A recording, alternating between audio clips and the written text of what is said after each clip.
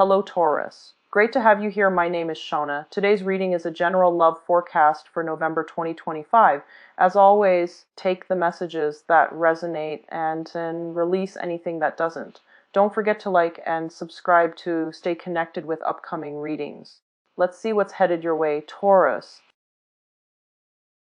Little bit of an explanation by the end of your reading, but I just want to start with yours first to make up for last month. First of all, let me just relay a few messages that came in while I was shuffling, and then we'll go into the spread laid out in front of me here. First message, they say that this is a little bit of a pivotal month.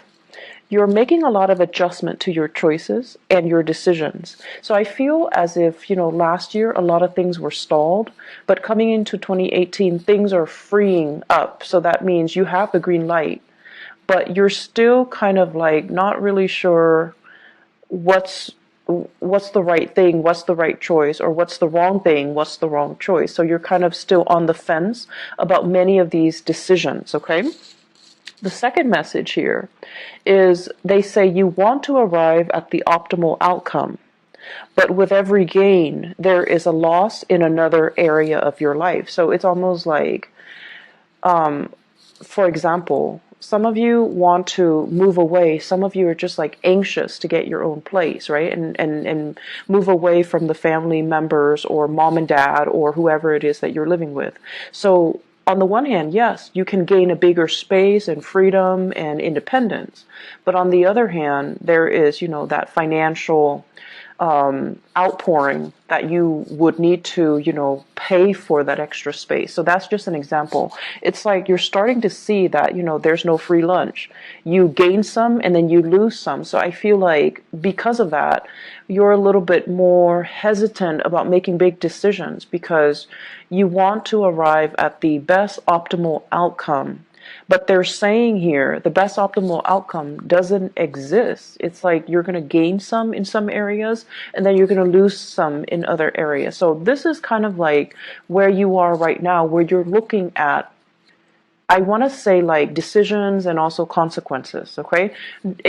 And you're kind of weighing out the pros and cons of that. Third message here. They're saying that as well, don't beat yourself up over things. We always have to kind of like make decisions and then follow the course of the decision in order to learn, in order to see what we're supposed to learn from each individual decision or individual path.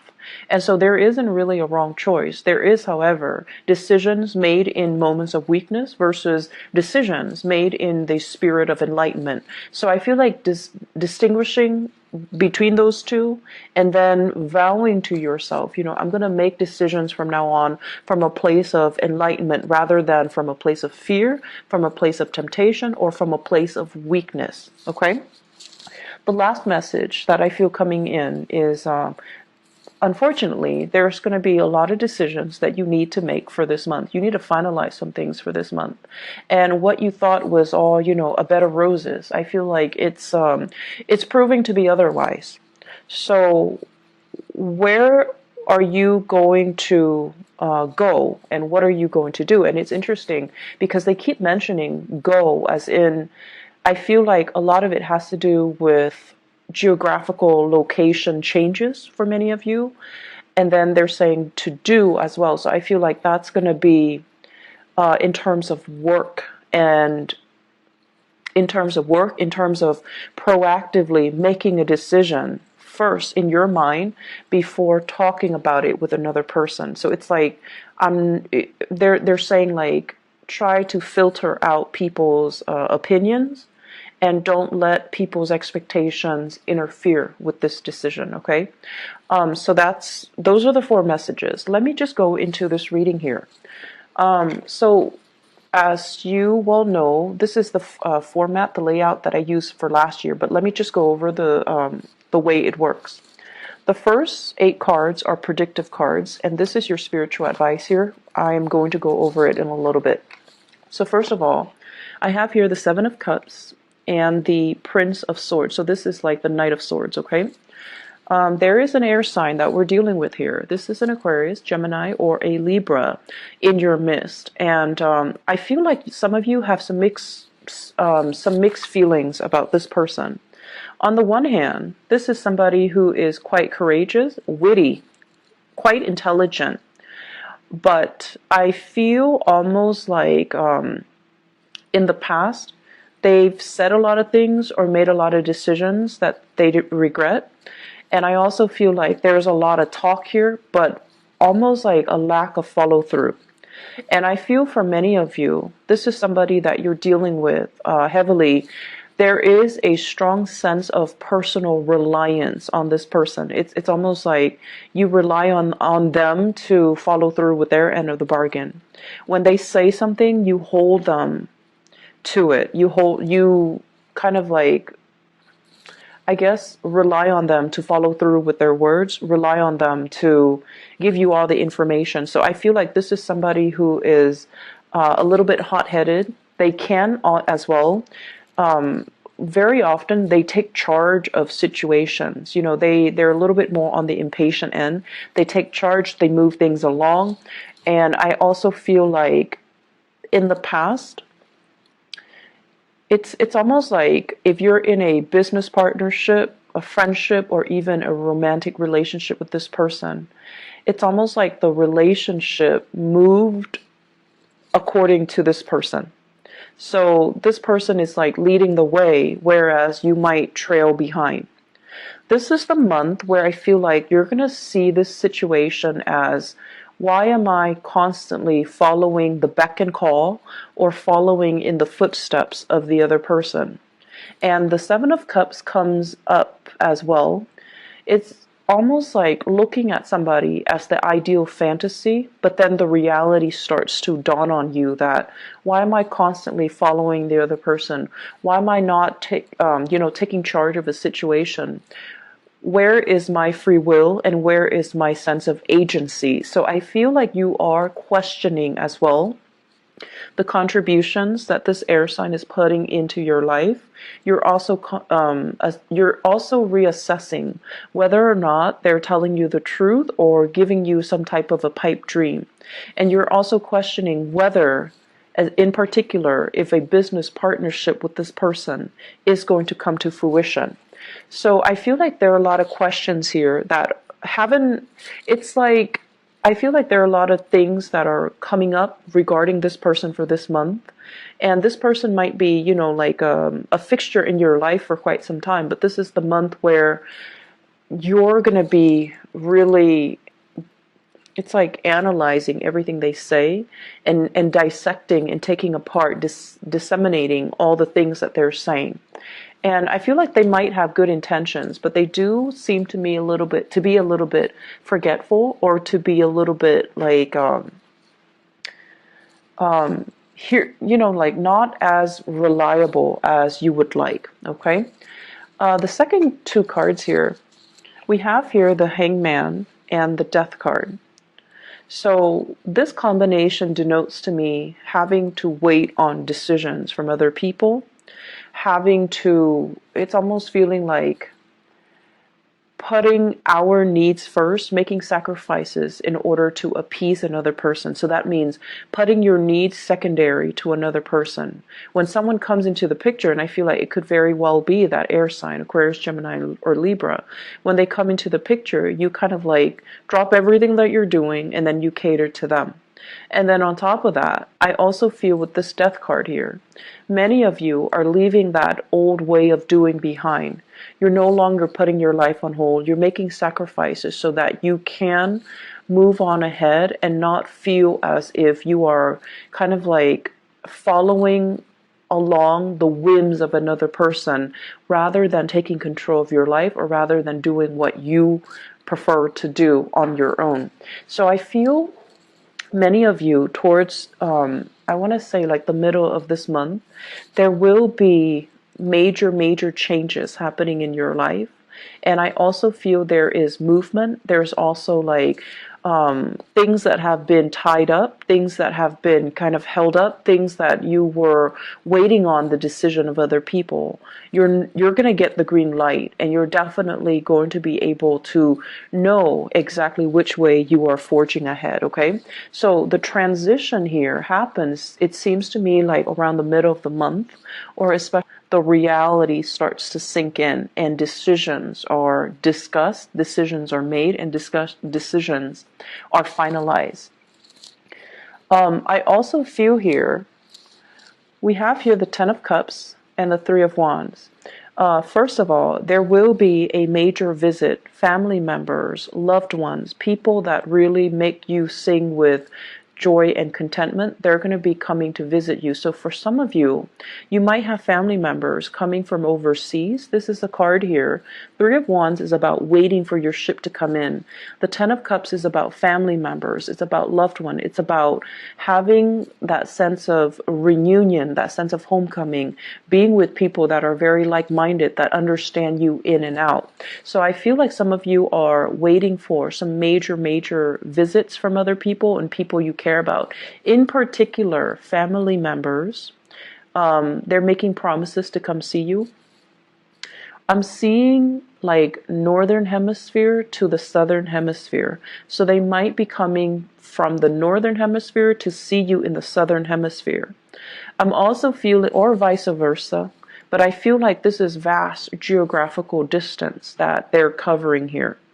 I'm also seeing as well, waiting on communication from loved ones and family members. And there's also that sense of distance that separates you. And altogether, there is going to be opportunities here for major family reunions, for major homecoming, for major getting back together with family members, reconciling or even reuniting with loved ones, reuniting as well with friends, childhood friends and relatives, even extended family members. So I feel that there is going to be a big sense of homecoming towards the middle of the month, okay? The other message that came out here with the Three of Wands, and I know this sounds a little bit strange, but I feel as if there is a health connotation here. Many of you are experiencing lower back pain. If that is the case, you need to do some, they're saying like doing some weights. I'm not a fitness instructor, okay? So I don't have any experience in this, but you know how when you go to the gym and you do weights to strengthen the lower back area? Try to do that. I feel many of you are experiencing lower back pain, and it has nothing to do with the bed in which you sleep on. I feel like it has to do with just the normal aging process and also that lower back pain. Okay, so I feel many of you are sore.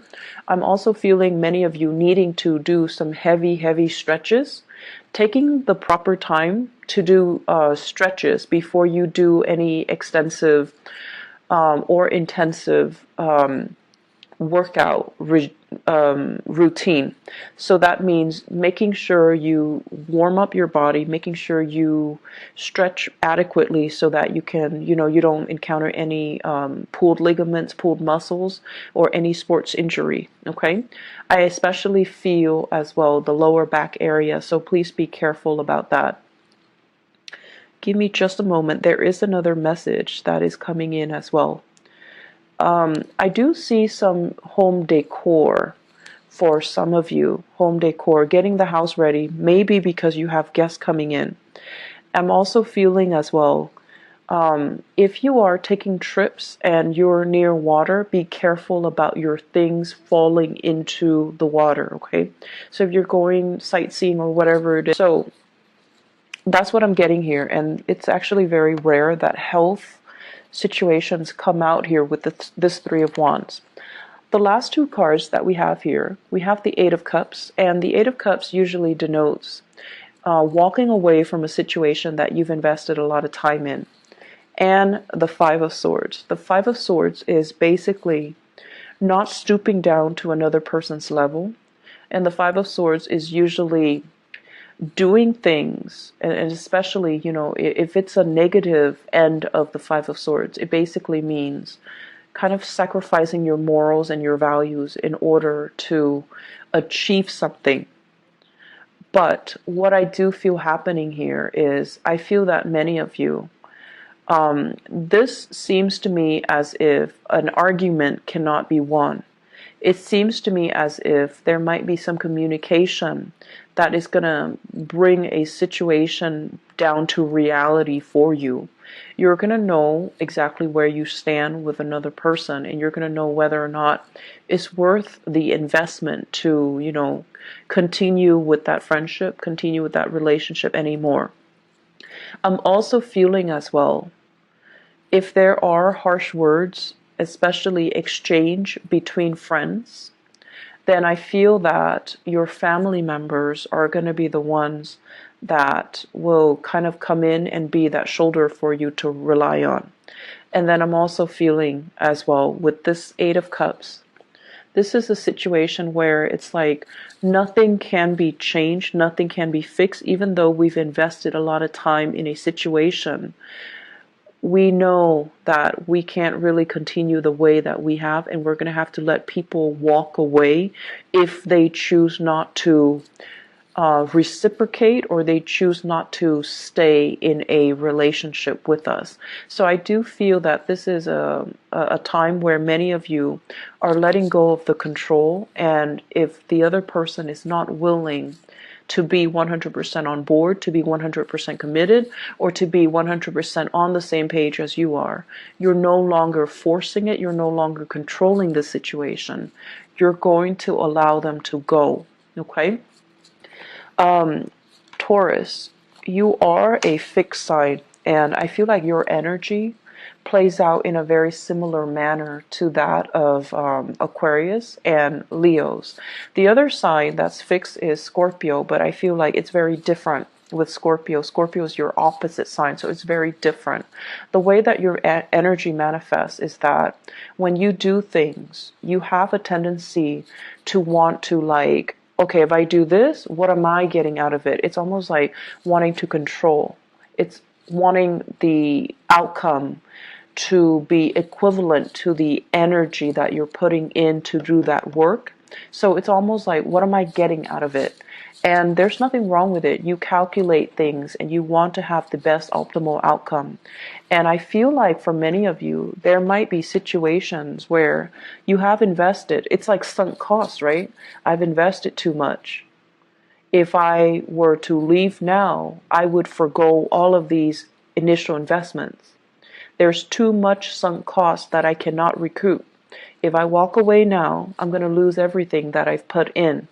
And so for many of you, you almost feel like it's not fair. You almost feel like maybe I should stay, that way I can recoup some loss.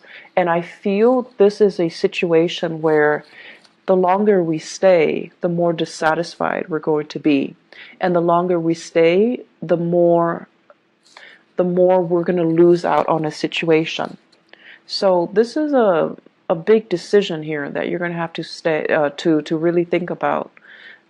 Are you going to count the sunk cost, or are you going to be willing to just, okay, let it go? Material things can always be regained. I just need to move away from this for my own emotional well-being. So I feel like this is one of the major theme coming up too. It's like releasing something because emotionally it's better for you, rather than clinging on to it for that sense of security, even if emotionally you're so tired and you're just, you want to let it go. So in terms of the spiritual advice for you guys, so let me just talk about this. We have here the Lovers, choices, the Princess of Wands. And the Princess of Wands, this is like the Page of Wands, or the page of the page of, it's the Page of Wands in the traditional Rider-Waite deck. So the Princess of Wands and the Page of Wands are interchangeable. And we have here the Five of Pentacles. First of all, I don't read this as a person. I read this as, news messages, things that are coming in. Wands usually indicate something that really, really sparks our passion, something that is, very inspiring. It's very exciting. So I would say inspiring and exciting news, new projects that are in the works, or news about people wanting you to get on board with them, wanting you to form a partnership with them, or wanting you to be a part of their business, to be a part of their venture, to be a part of their entrepreneurial endeavor. What I feel happening is, if you're waiting for some type of a partnership offer, and for those of you, I feel like, law school people, law associates especially, I do see quite a few doctors and a few dentists. If you're waiting for that offer to be made, an associate at a law firm, at a dental practice, at a medical practice, I feel that the money situation is going to be a little bit tight, so they might not pay you the amount that you're hoping for. I also feel as well, for those of you waiting for that partnership offer from a job, or waiting for a financial offer from a company, or even a job offer, there is a little bit of contraction when it comes to the business aspect. So I feel almost as if the money just isn't there for them to make that final offer, or they're going to make an offer that is below your financial expectations. So whether or not you go ahead with it, I feel like whether or not you go ahead with it, it's still going to be a really it's still going to be a good endeavor, but financially they might not have the money to pay you the amount that you're worth, or the amount that you're asking for. And then further along the line, I feel like there's some contraction within that company. So getting promotion, getting recognized, getting noticed, getting, even being able to transfer laterally is going to be a little bit challenging for you. So they're saying here, the new offer might look all, shiny and sweet, and on the surface, it might feel very exciting, but you want to as well really flush out the details. Okay, really flush out the details, ask them questions, and make sure that they're not just selling you this pipe dream. Okay, so I hope that is helpful for you guys. Once again, we win some and we lose some. So I feel like, you might make a decision where it's going to guarantee a certain gain in one area of your life, and it's going to also create like a little bit of a loss in another area of your life. And that's just the way that, things work. We can't have it, 100% perfect all the time. Some of us are lucky, but I feel like this is the month where you really, really have to look at, yes, I'm gaining this much, but are there losses in other areas? You have to look at a decision a little bit more holistically, I feel, is what, the spiritual advice is trying to tell you. At the same time, I'm going to go into your love reading in a little bit, but what I do feel here is, I do feel many of you are grappling with a major decision here. Should I stay in this relationship? There might be third party interfering in your relationship, but you can still stay in it, and you can justify staying in it because you don't want to take that financial loss. So this is some major deep decisions that you're going to have to do some soul searching on. But I feel that overall, enough's enough. Okay, don't think about the sunk cost. Think about the decision that you need to make to free yourself emotionally. Does that make sense? So I hope the reading has been helpful for you guys. So having done your reading, let me just explain a